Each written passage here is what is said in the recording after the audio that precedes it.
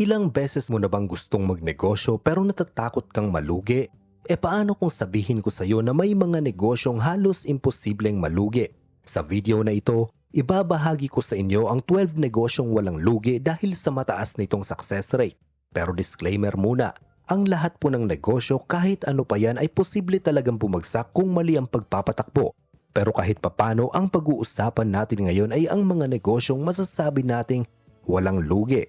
Kaya kung seryoso kang umasenso, siguraduhin panoorin mo ito hanggang dulo. At ang number 1 ay apartment rental. Ang apartment rental ay isa sa mga negosyong walang lugi dahil ito ay nakabase sa basic need ng tao, ang tirahan. Kahit anong mangyari sa ekonomiya, hindi pwedeng mawalan ng uuwian ang isang tao. Habang may trabaho, pamilya at komunidad, laging may uupa. Hindi ito negosyo na uso lang o seasonal. Ang inuupahan ngayon, inuupahan pa rin bukas at kadalasan ay pangmatagalan. Ibig sabihin, may regular at predictable na income buwan-buwan. Hindi mo kailangan araw-araw magbenta, mag-promote o maghabol ng customer. Ang tenant mismo ang kusang nagbabayad. Mataas ang success rate ng apartment rental dahil kontrolado ang risk. Ikaw ang pumipili ng lokasyon. Ikaw ang pumipili ng uupa. Ikaw ang nagsiset ng renta base sa market. Kapag nasa tamang lugar ang apartment gaya ng malapit sa trabaho, eskwelahan, terminal o ospital, halos hindi ito nababakante. Isa pang malaking dahilan kung bakit halos walang lugi ang apartment rental ay dahil habang kumikita ka sa renta, tumataas din ang halaga ng property. Ibig sabihin, doble ang benepisyo. May monthly cash flow ka na. May asset ka pang patuloy na tumataas ang value. Totoong may kalakihan ang puhunan sa apartment rental. Kailangan ng lupa, construction, at kaunting puhunan para sa maintenance. Hindi ito negosyo na sisimulan mo bukas gamit ang 5,000 piso. Pero dito pumapasok ang tamang mindset. Dahil alam mo na magandang negosyo ang apartment rental, mas madali kang mag-iipon para dito. Mas malinaw ang goal. Mas malinaw kung anong negosyo ang paghahandaan mo. Hindi ito mabilis ang yaman, pero ito ang klase ng negosyo na tahimik pero tuloy-tuloy ang kita. Kaya kung ang hanap mo ay negosyo mababa ang risk pero mataas ang tsansang magtagumpay, ang apartment rental ay isa sa pinakamahusay na desisyon na pwede mong paghandaan. Ang number 2 naman ay parking space. Ang parking space ay isa sa mga negosyong walang lugi dahil mas mabilis ang demand kaysa sa supply. Habang dumarami ang sasakyan taon-taon, hindi naman nadadagdagan ang espasyo sa kalsada. Ibig sabihin, mas maraming may kotse kaysa may mapaparadahan. Hindi mo kailangan magbenta ng produkto o maghanap ng bagong customer araw-araw. Kapag nasa tamang lokasyon ang parking space, malapit sa opisina, palengke, kondominium, kusang lalapit ang customer at kadalasan paulit-ulit ang gumagamit. Araw-araw, linggo-linggo o buwan-buwan. Isa pang dahilan kung bakit mababa ang risk ng parking space ay dahil mababa ang operational cost. Walang inventory, walang empleyado kung gusto mo, at minimal ang maintenance. Hindi mo kailangan mag-alala na may masisirang produkto o trend na mawawala. Espasyo lang ang binibenta mo, hindi ito naluluma. Flexible din ang kita sa parking space. Pwede kang maningil per oras, per araw, o monthly depende sa lugar. Kapag tumaas ang demand, madali kang makapag-adjust ng rate nang hindi nadadagdagan ang gastos mo. At tulad ng apartment rental, asset-based ang parking space. Habang kumikita ka sa araw-araw na bayad, tumataas din ang halaga ng lupa o property kung nasaan ito. Kaya hindi lang kita ang meron ka. May hawak ka pang asset na pwedeng ibenta o paupahan sa mataas na halaga sa hinaharap. Kaya kung hanap mo ay simple, mababa ang gastos at tuloy-tuloy ang kita, ang parking space ay isa sa pinaka-practical at matibay na negosyong pwede mong pasukin.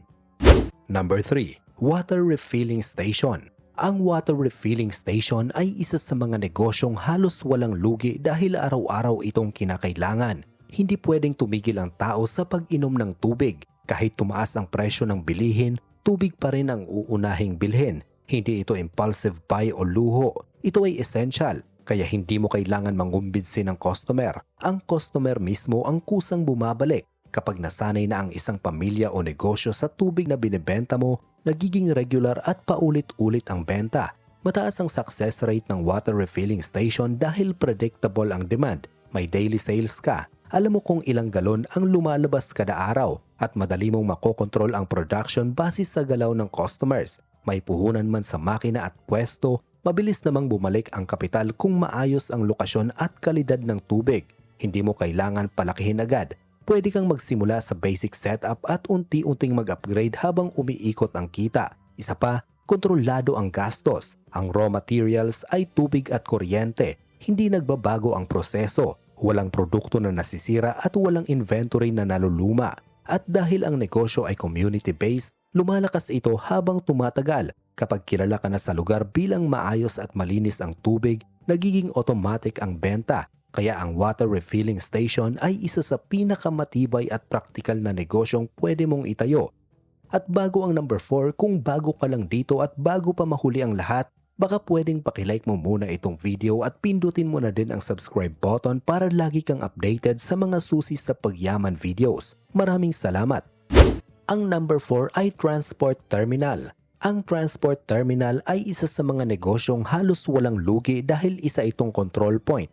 Hindi lang simpleng negosyo. Kapag may terminal ka, ikaw ang nagiging sentro ng galaw. Lahat ng sasakyan at pasahero ay dumadaan at nag-ooperate sa espasyong kontrolado mo. Hindi ka kumikita dahil sumakay ang isang pasahero, kundi dahil may sistemang gumagalaw sa loob ng terminal mo. Kada pasok ng unit, kada pila, may katumbas na bayad o kita. Ibig sabihin, hindi iisa ang pinanggagalingan ng income. May terminal fees, parking fees ng units, at minsan ay renta sa mga tindahan sa loob. Isa pang dahilan kung bakit matibay ang transport terminal ay dahil low dependency ito sa presyo. Hindi mo kailangan magtaas o magbaba ng pamasahe para kumita. Ang kita mo ay nakaangkla sa daloy at dami ng gumagamit. Habang maayos ang operasyon, tuloy-tuloy ang pasok ng pera. Mataas din ang stability ng transport terminal dahil mahirap itong palitan o ilipat. Kapag nasanay na ang mga tao sa operator sa isang terminal, nagiging default na ito. Hindi basta-basta lumilipat ang galaw ng komunidad dahil nakatali na sa lokasyon, oras at sistema. May puhunan man sa lupa, permits at pasilidad, kapalit naman ito ay ang pangmatagalang operasyon. Hindi ito negosyo na binubuksan at isinasara kapag mahina ang benta. Kapag naitatag na ang terminal, nagiging bahagi na ito ng araw-araw na istruktura ng lugar. Hindi ito flashy na negosyo at bibihirang pag-usapan, pero para sa mga negosyanteng ang hanap ay control, consistency at pangmatagalang kita, ang transport terminal ay isa sa pinakamatibay at pinaka-strategic na negosyong pwedeng paghandaan. Ang number 5 ay private school, daycare o tutorial center. Ang private school, daycare o tutorial center ay isa sa mga negosyong halos walang lugi dahil nakaprograma ito sa routine ng pamilya. Kapag naipasok na ng magulang ang anak nila, nagiging bahagi na ito ng araw-araw na schedule. Hindi ito basta transaksyon. Commitment ito na tumatagal ng buwan o buong taon. Hindi ka umaasa sa iisang beses na benta. Enrollment-based ang kita. Kapag na-enroll ang bata, may malinaw kang cash flow, monthly, quarterly, o per term. At dahil may takdang schedule, hindi pa bago-bago ang galaw ng customer tulad sa retail o food business. Isa pang dahilan kung bakit mataas ang success rate ng ganitong negosyo ay dahil relationship-based ito. Hindi produkto ang binibenta mo kundi tiwala ng magulang. Kapag nakuha mo ang tiwala na yan, maayos ang pagtuturo, ligtas ang bata at malinaw ang sistema, hindi madaling umalis ang customer. May puhunan man sa lugar, pasilidad at staff, ang kapalit naman ito ay structured growth. Hindi mo kailangan palakihin agad. Pwede kang magsimula sa maliit, ilang bata, ilang klase, at palakihin base sa capacity. Ibig sabihin, kontrolado ang expansion at gastos. At habang tumatagal, lumalakas ang reputasyon. Sa ganitong negosyo, ang marketing ay recommendation ng magulang. Kapag may magandang resulta ang bata, kusang nagkakalat ang balita. Dahil dito, mas tumitibay ang kita habang lumilipas ang panahon. Hindi ito negosyo na madali o basta-basta. Kailangan ng disiplina, sistema, at malasakit. Pero kung maayos ang pamamalakad, ang private school, daycare o tutorial center ay nagiging pangmatagalang institusyon, hindi lang negosyo. Kaya ito ay isa sa pinakamatatag na pwedeng itayo ng isang negosyante. Ang number 6 ay pharmacy, chain or franchise. Ang pharmacy na chain o franchise ay isa sa mga negosyong halos walang lugi dahil tayo ay tao lang. Nagkakasakit at nagkakasakit talaga. Hindi ito isang beses lang nangyayari. Gumaling ka man ngayon, may susunod pa rin na pagkakataon na kakailanganin mo ulit ng gamot. para sa sarili mo o para sa pamilya mo. Hindi pare-pareho ang dahilan kung bakit bumibili ng gamot. May bata na nilalagnat, may matanda na may maintenance, may biglang sumakit ang ulo, may sipon, ubo o allergy. Ibig sabihin, iba-iba ang customer pero pareho ang ending. Sa butika pa rin ang punta at hindi nawawala ang cycle. Kapag may isang may sakit sa bahay, kadalasan may mahahawa, may bibili ng dagdag na gamot. Kaya ang benta sa butika ay hindi one time, kundi paulit-ulit at tuloy-tuloy. Ang kagandahan ng chain of franchise pharmacy ay handa na ito sa cycle na yan. Alam na kung anong gamot ang mabilis maubos, kailan dapat mag-restock, at paano hindi mauubusan. Kaya kahit hindi ka mag-advertise, may pumapasok at may pumapasok na customer araw-araw. May puhunan man sa simula, malinaw naman kung saan babalik ang kita. Sa galaw ng katawan ng tao mismo. Habang may nagkakasakit, may bibili. Habang may gumagaling, may babalik ulit kapag kinailangan. Hindi ito masayang pakinggan, pero ito ang realidad. Kaya kung ang hanap mo ay negosyong hindi umaasa sa uso o swerte kundi sa natural na ikot ng buhay, ang pharmacy na chain of franchise ay isa sa pinakamatibay at pinakatuloy-tuloy na negosyong pwede mong pasukin. Ang number 7 ay funeral services at memorial plans. Masakit man pakinggan, pero lahat tayo ay darating sa hangganan, ang kamatayan. At dahil hindi ito naiiwasan ng kahit sino, ang funeral services at memorial plans ay isa sa mga negosyong walang lugi dahil nakaugat ito sa katotohanang ayaw paghandaan ng tao, pero siguradong darating.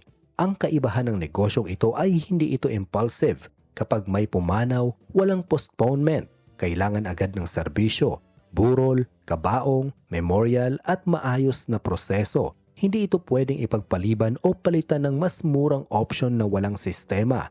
Mas tumitibay pa ang negosyong ito dahil sa pre-need memorial plans. Maraming pamilya ang mas pinipiling magbayad habang may kakayahan pa para kapag dumating ang oras, wala nang mabigat na desisyon at gastusin. Ibig sabihin, ang kita ay hindi lang galing sa emergency situations, kundi pati sa mahabang hulugan at long-term plans. Isa pa, ang funeral services ay trusted-based na negosyo. Kapag maayos ang serbisyo, marespeto at malinaw ang proseso, nagkakaroon ito ng rekomendasyon. Sa ganitong industriya, ang pangalan at reputasyon ang pinakamalakas na puhunan. May puhunan man sa pasilidad at permits, kapalit naman ito ang consistent at structured na operasyon. Hindi ka umaasa sa foot traffic o trending. Umaasa ka sa sistemang matagal nang umiiral at hindi nawawala. Hindi madaling pag-usapan ang negosyong ito pero ito ang realidad. At sa mundo ng negosyo, ang mga negosyong tumatagal ay yung nakabase sa katotohanan ng buhay. Kaya ang funeral services at memorial plans ay isa sa pinakamatibay, pinakapangmatagalan at pinakatahimik na negosyong pwedeng itayo. Ang number 8 natin ay construction materials supplier. Habang may mga bahay na itinatayo, gusaling tumataas at mga negosyong lumalawak, may isang bagay na palaging nasa likod ng lahat, ang construction materials. Bago maging tahanan ng isang lupa, bago maging opisina ang isang bakanting espasyo, dumadaan muna ito sa simento, bakal, buhangin at graba. Kaya ang pagiging construction materials supplier ay isa sa mga negosyong walang lugi dahil hindi ito umaasa sa uso. Sumasabay ito sa mismong pag-unlad ng isang lugar. Ang lakas ng negosyong ito ay nasa volume. Hindi ka nakikipaglaban para sa paisa-isang customer. Isang kontraktor pa lang, pwede nang maramihan ang order. At kapag tuloy-tuloy ang proyekto, tuloy-tuloy din ang labas ng materyales. Mas kaunti ang downtime, mas mabilis ang ikot ng kapital. Isa pa, kapag napatunayan mong maaasahan ka, on-time mag-deliver, tama ang bilang at consistent ang kalidad, madalas hindi ka na pinapalitan. Sa construction, mahal ang bawat oras na nasasayang. Kaya ang supplier na hindi nagdudulot ng delay ay hindi lang tinitingnan bilang tindahan, kundi nagiging partner sa proyekto. May puhunan man sa imbakan, sasakyan at panimulang inventory, ang kapalit naman ito ay ang negosyong nakaangklas sa bagay na patuloy na nangyayari. Hindi nauubos ang materyales sa isang trend. Hindi rin ito napapanis o nawawalan ng silbi. At habang lumalaki ang mga komunidad at dumarami ang infrastruktura, mas lalong tumitibay ang ganitong negosyo. Tahimik man ito kumita, malinaw naman kung saan nanggagaling ang galaw. Dahil sa mundong patuloy ang pagbuo, ang construction material supplier ay hindi lang negosyo. Isa ka sa mga magiging pundasyon ng bawat istrukturang nakikita natin. At nakakatuwang umabot ka hanggang dito dahil ibig sabihin seryoso ka talagang umasenso at magkaroon ng successful na negosyo.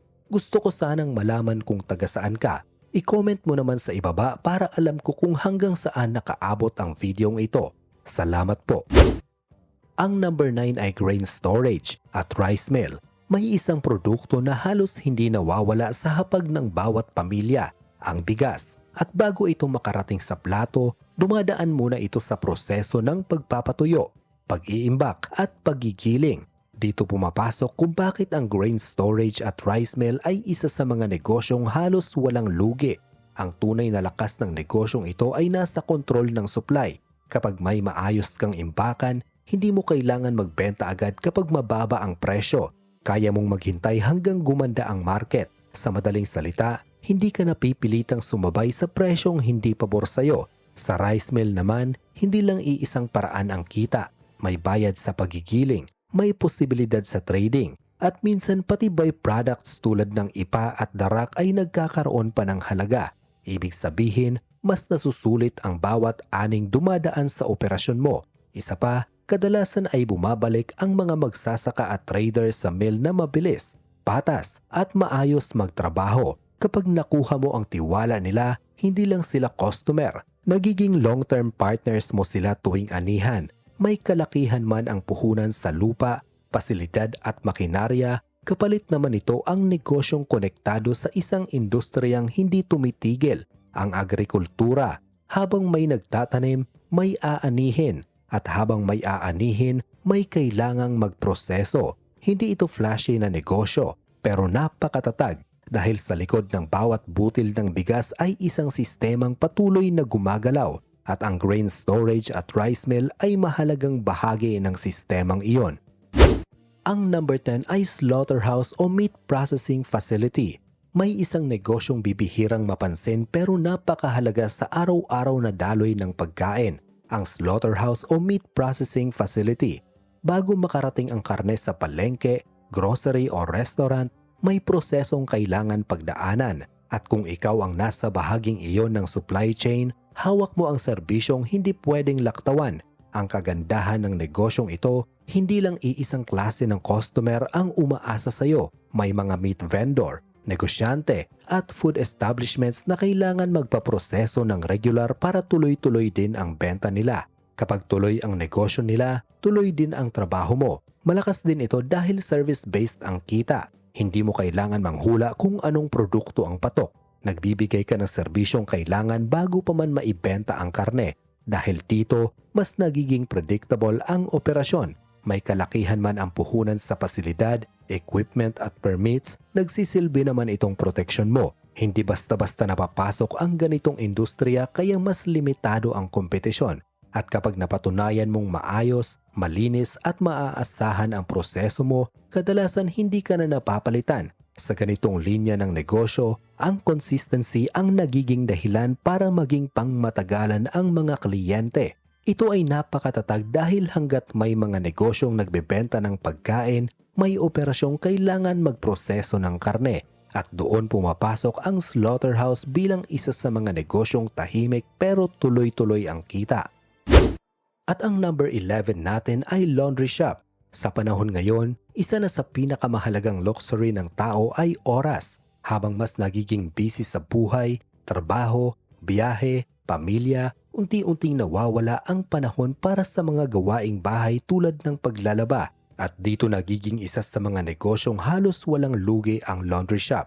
Hindi dahil tamad ang tao, kundi dahil mas pinipili nilang ilaan ang oras nila sa mas mahalagang bagay. Kung kayang ipaubaya ang paglalaba sa mas mabilis at mas efficient na serbisyo, gagawin nila. Ang binabayaran dito ay hindi lang linis ng damit, kundi kaginhawaan at oras na natipid.